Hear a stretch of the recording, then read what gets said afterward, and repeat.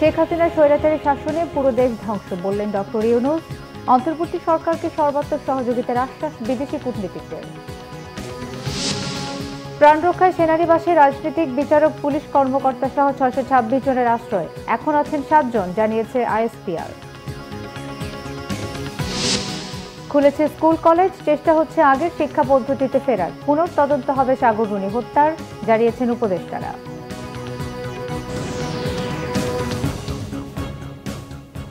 দেখছিলেন সংবাদ শিরোনাম, এবারে বিস্তারিত।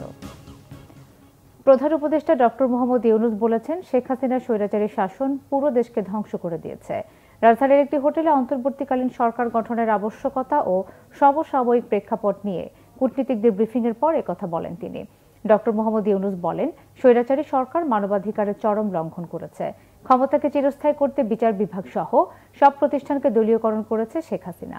কূটনীতিকদের তিনি বলেন, শেখ হাসিনার নিষ্ঠুরতার বিরুদ্ধে ছাত্র জনতা রাস্তায় নামলে দেশ ছেড়ে পালিয়ে যান। বলেন, ছাত্রদের অনুরোধে প্রধান উপদেষ্টার দায়িত্ব নিয়েছেন তিনি। অনিয়ম আর দুর্নীতিতে সবকিছু ধ্বংস হয়ে গেছে মন্তব্য করে সবাইকে ধৈর্য ধরার আহ্বান জানান প্রধান উপদেষ্টা। বাংলাদেশকে সহযোগিতার জন্য কূটনীতিকদের প্রতি আহ্বান জানান ডক্টর মোহাম্মদ ইউনূস। আন্দোলনে সর্বোচ্চ ত্যাগ স্বীকারকারীদের প্রতি শ্রদ্ধা জানান প্রধান উপদেষ্টা।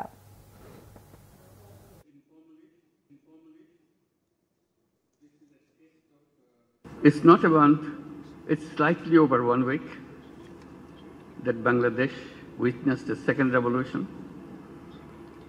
It's about 2 weeks actually. Hundreds of thousands of our valiant students and people rose up against the brutal dictatorship of Sheikh Hasina. She fled the country, but only after the security forces and her party's student wing committed the country's worst civilian massacre since country's independence. Hundreds were killed, thousands were injured.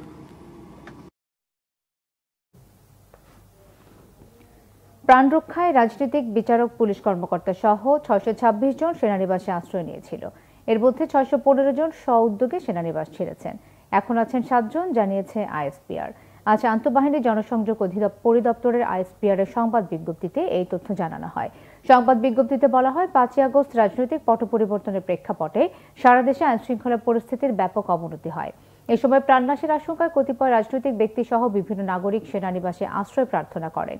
এই প্রেক্ষাপটে জীবন রক্ষা ও আইনের শাসন সমুন্নত রাখার লক্ষ্যে সর্বমোট ৬২৬ জনকে বিভিন্ন সেনানিবাসে আশ্রয় দেওয়া হয়।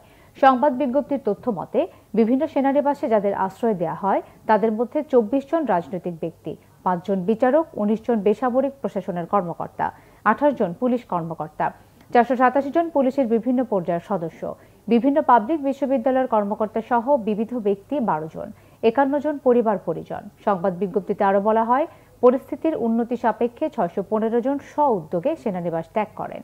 আশ্রয় দেওয়া ব্যক্তিদের মধ্যে থেকে এখন পর্যন্ত ৪ জনকে তাদের বিরুদ্ধে মামলার ভিত্তিতে আইনশৃঙ্খলা রক্ষাকারী বাহিনীর কাছে হস্তান্তর করা হয়েছে।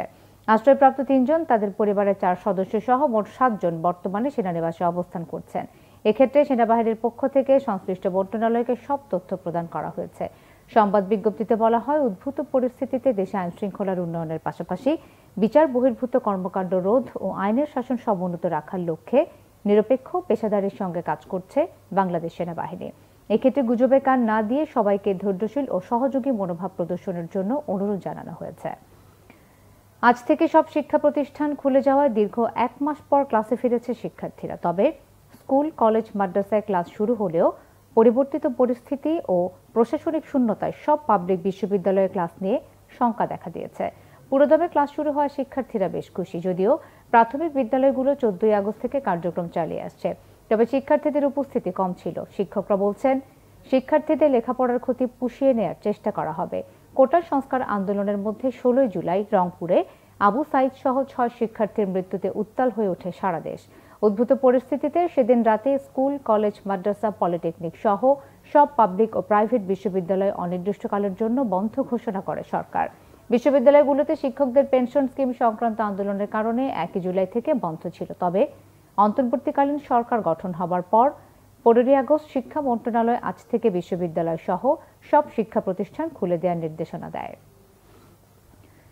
নতুন শিক্ষাক্রম বাস্তবায়ন কঠিন, আগের পদ্ধতিতে ফেরার চেষ্টা করবে সরকার, জানিয়েছেন শিক্ষা উপদেষ্টা ডক্টর ওয়াহিদুদ্দিন মাহমুদ। এদিকে স্বাধীন গণমাধ্যম কমিশন গঠনের কথা ভাবছে সরকার, জানিয়েছেন তথ্য সম্প্রচার উপদেষ্টা নাহিদ ইসলাম। সাংবাদিক সাগররুনি হত্যাকাণ্ডের বিচারের নামে প্রহসন হয়েছে বলেও মন্তব্য তার। সচিবালয়ে তারা এসব কথা বলেন। শিক্ষা উপদেষ্টা বলেন, বর্তমান শিক্ষাক্রম বাস্তবায়ন করা সম্ভব নয়।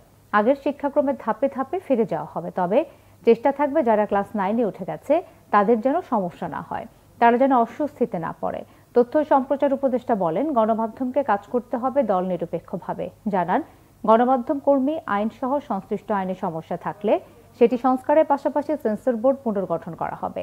সাংবাদিক দম্পতি সাগররুনি হত্যাকাণ্ডের বিচার নিশ্চিতের আশ্বাস দেন তিনি। অর্থ ও বাণিজ্য উপদেষ্টা ডক্টর সালেউদ্দিন আহমেদ বলেন, দ্রব্যমূল্য নিয়ন্ত্রণে উৎপাদন ও সরবরাহ ঠিকঠাক রাখতে সচেষ্ট থাকবে সরকার। জানান, ডলারের দামের তারতম্য কমাতে সংশ্লিষ্টদের সাথে ক্রমাগত আলোচনা চলছে। চেষ্টা থাকবে সব শ্রেণীর মানুষ যেন ভারসাম্যপূর্ণ জীবনযাপন করতে পারে। এদিকে যুব ক্রীড়া উপদেষ্টা বলেন, বিসিবি সহ কোনো ফেডারেশন যেন একনায়কতন্ত্র চালু হতে না পারে সেজন্য ব্যবস্থা নেওয়া হবে। বিসিবি প্রধানের পদত্যাগের বিষয়ে অফিসিয়ালি কিছু পাননি বলেও জানান ক্রীড়া উপদেষ্টা। চিকিৎসার জন্য খালেদা জিয়া কোন দেশে কোন হাসপাতালে যাবেন এখনও তা নির্ধারিত হয়নি, এমনটা জানিয়েছেন খালেদা জিয়ার চিকিৎসক ও বিএনপির স্থায়ী কমিটির সদস্য ডাক্তার AZM জাহিদ হোসেন। তিনি জানান, শীঘ্রই বেগম খালেদা জিয়াকে বিদেশে পাঠানো হবে। রবিবার ছাত্র জনতার আন্দোলনে আহতদের দেখতে জাতীয় চক্ষু বিজ্ঞান ইনস্টিটিউটে যান বিএনপির স্থায়ী কমিটির সদস্য ডাক্তার AZM জাহিদ হোসেন। এই সময় তিনি আহতদের সর্বোচ্চ চিকিৎসা দেওয়ার জন্য হাসপাতাল কর্তৃপক্ষকে আহ্বান জানান। হাসপাতালে এখনও চোখে গুলিবিদ্ধ হয়ে চিকিৎসাধীন আছেন 52 জন। তার মধ্যে অনেকেই দৃষ্টিশক্তি আর ফিরে পাবেন না বলে আশঙ্কা করা হচ্ছে। ডাক্তার জাহিদ জানান, বেগম খালেদা জিয়ার নির্দেশে হাসপাতালগুলোতে তারা পরিদর্শন করছেন যাতে আহতরা সুচিকিৎসা পায়। রংপুরের শিক্ষার্থী আব্দুল্লাহ তাহির হত্যায় সাবেক প্রধানমন্ত্রী শেখ হাসিনা, সড়ক পরিবহন ও সেতুমন্ত্রী ওবায়দুল কাদের সহ 40 জনকে আসামি করে মামলা হয়েছে। এছাড়া আবু সাঈদ ও মেরাজুল হত্যায় আরও 2টি মামলায় আসামি করা হয়েছে 38 জনকে। তাহির হত্যায় রবিবার দুপুরে মহানগর তাজাহাট আমলি আদালতে মামলা করেন তার বাবা। আসামি করা হয় সাবেক প্রধানমন্ত্রী শেখ হাসিনা, আওয়ামী লীগের সাধারণ সম্পাদক ওবায়দুল কাদের এবং স্বরাষ্ট্র ও আইনমন্ত্রী সহ অন্য আওয়ামী লীগ নেতাদের। এদিকে আবু সাঈদের পরিবার মামলায় আসামি করেন পুলিশের সাবেক আইজিপি, রংপুর রেঞ্জের ডিআইজি, পুলিশ কমিশনার সহ 17 জনকে। এছাড়াও কলা ব্যবসায়ী মেরাজুল হত্যা মামলায় আসামি করা হয়েছে 21 জনকে।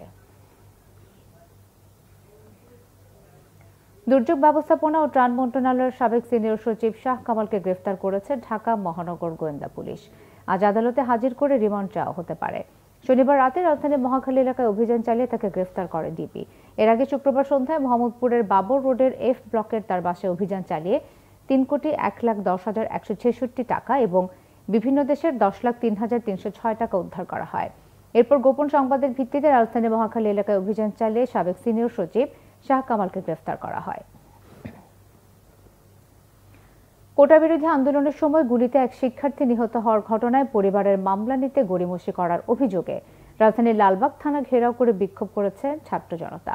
গত 18 জুলাই লালবাগে পুলিশের গুলিতে মারা যান খালিদ সাইফুল্লাহ নামের এক শিক্ষার্থী। এ ঘটনায় সাবেক প্রধানমন্ত্রী শেখ হাসিনা সহ 91 জনকে আসামি করে লালবাগ থানায় মামলা দায়ের করতে চাইছিলেন খালিদের বাবা।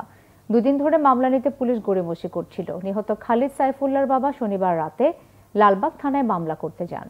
মামলা নিতে পুলিশের গড়িমসির বিষয়টি জানাজানি হলে বৈষম্য বিরোধী ছাত্র আন্দোলনের সমন্বয়ক এবি জুবায়েরের নেতৃত্বে শিক্ষার্থীরা থানায় অবস্থান নেন। নানা নাটকীয়তার পর অবশেষে মামলার আবেদন গ্রহণ করেছে পুলিশ। আজ মামলা দায়ের হতে পারে।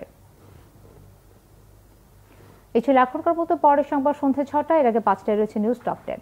এছাড়াও বাংলা ভিশন সংবাদ ও সংবাদ সংশ্লিষ্ট অনুষ্ঠান দেখতে ভিজিট করুন www.bvnews24.com ও facebook.com/banglavisionnews এবং সাবস্ক্রাইব করুন youtube.com/banglavisionnews।